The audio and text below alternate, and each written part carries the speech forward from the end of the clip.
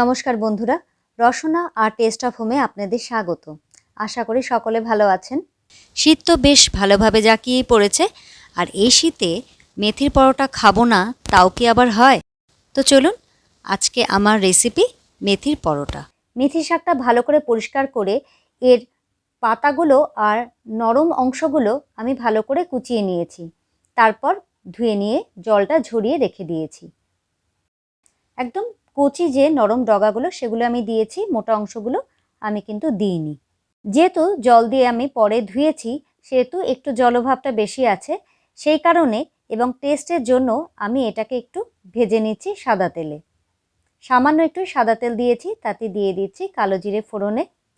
এবার গ্যাসের ফ্লেমটা একদম সিম করে দিয়ে আমি মেথি শাকগুলোকে হালকা করে ভেজে নিচ্ছি।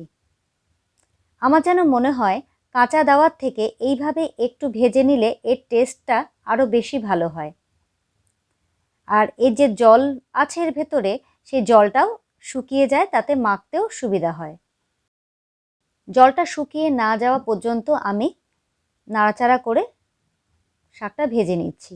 খুব বেশি কিন্তু আমি শাকটা ভাজবো না, শুধুমাত্র জলটা শুকিয়ে যাওয়া পর্যন্ত অপেক্ষা করব।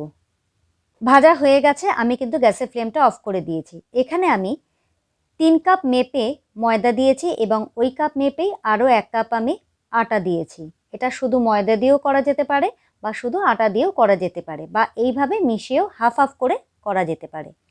এতে দিয়ে দিচ্ছি কিছুটা জোয়ান। জোয়ানটা দিলে পেটের কোনো সমস্যা হওয়ার কোনো চিন্তা থাকবে না। আর দিয়ে দিচ্ছি স্বাদ অনুযায়ী নুন আর সামান্য একটু চিনি, এতে ব্যালেন্সটা খুব সুন্দর আসবে।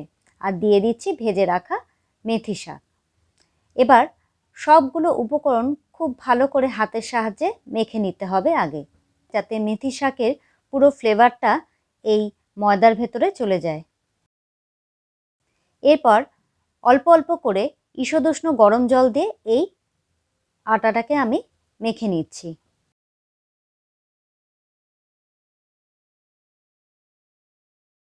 খুব ভালোভাবে হাত দিয়ে ঠেসে ঠেসে এই ময়দাটাকে মাখতে হবে, যাতে পরোটাটা খুব নরম হয়। এবার আমি কিছুটা সাদা তেল হাতে নিয়ে এর ওপরে লাগিয়ে দিচ্ছি, যাতে এটা ওপর থেকে শুকিয়ে না যায়। এবার রেস্টে রেখে দেবো 10 মিনিট। এই ফাঁকে আপনারা যে কোনো তরকারি রান্না করে নিতে পারেন, যেটা এর সাথে খাওয়া যাবে। 10 মিনিট পরে আমি আরও একবার হাত দিয়ে ঠেসে ঠেসে ময়দাটা মেখে নিচ্ছি।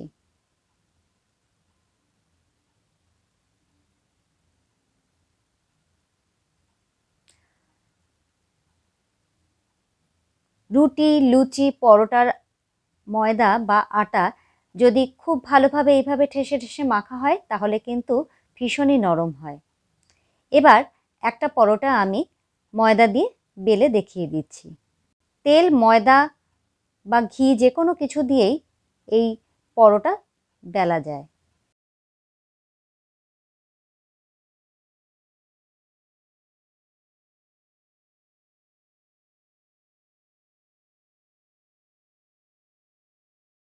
এটা একটা চৌকো শেপের আমি পরোটা বেলে দেখাচ্ছি।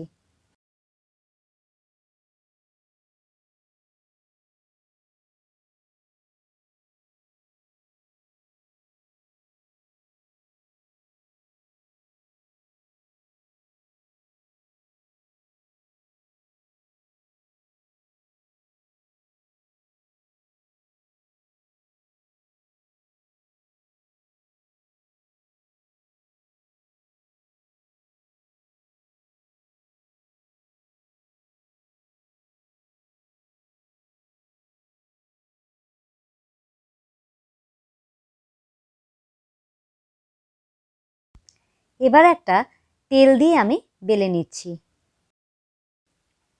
তেলের পরিবর্তে কেউ চাইলে ঘি দিয়েও বেলতে পারেন। এটা একটা গোল পরোটা বানাচ্ছি।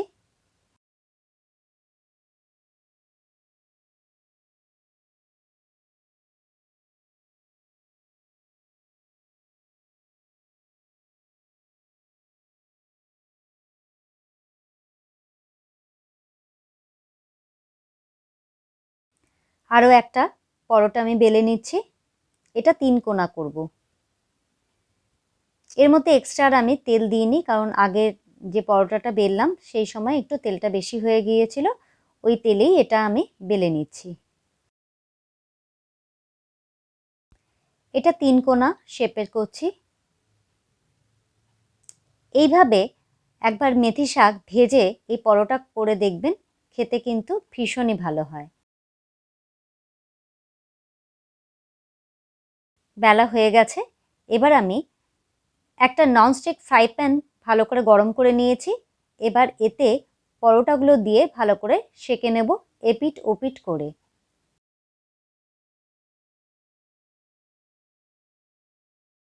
খুব ভালো করে কিন্তু দুটো পাশ সেঁকে নিতে হবে।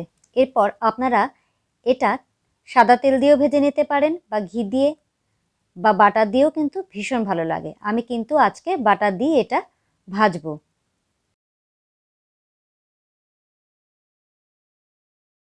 দুটো পাশ খুব ভালো করে আমার সেঁকে নেওয়া হয়ে গেছে। এবার আমি এতে দিয়ে দিচ্ছি বাটার।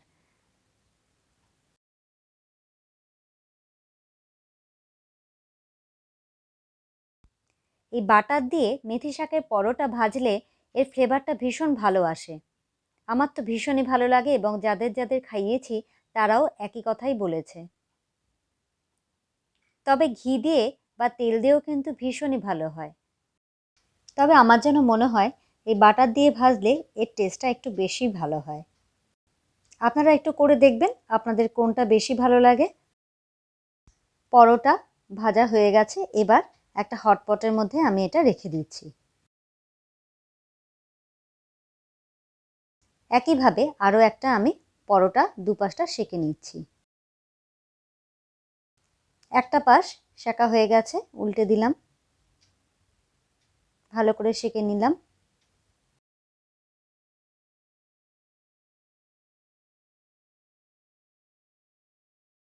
বাটার দিয়ে দিলাম, ভালো করে একটু লাল করে ভেজে নিচ্ছি দুপাশটা। বাটার দেওয়ার পর কিন্তু গ্যাসের ফ্লেমটা একদম সিম করে দিতে হবে, তারপর এপিট ওপিট করে ভাজতে হবে। প্রয়োজন মতো বাড়াতে পারেন, তবে হাই ফ্লেমে করলে কিন্তু পরোটা পুড়ে যেতে পারে।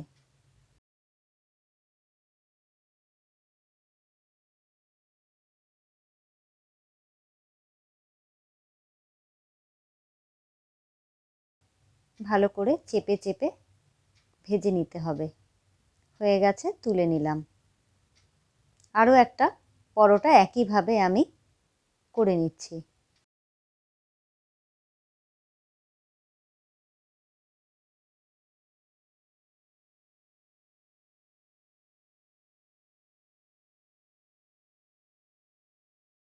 এই মেথি শাকের পরোটা আলুর দম দিয়ে ভীষণ ভালো লাগে খেতে। তৈরি হয়ে গেছে আমার মেথি শাকের পরোটা বা মেথি কা পরাঠা। ওপর থেকে একটু বাটার দিয়ে দিয়েছি। তাহলে বন্ধুরা, কেমন লাগলো এই মেথি শাকের পরোটা?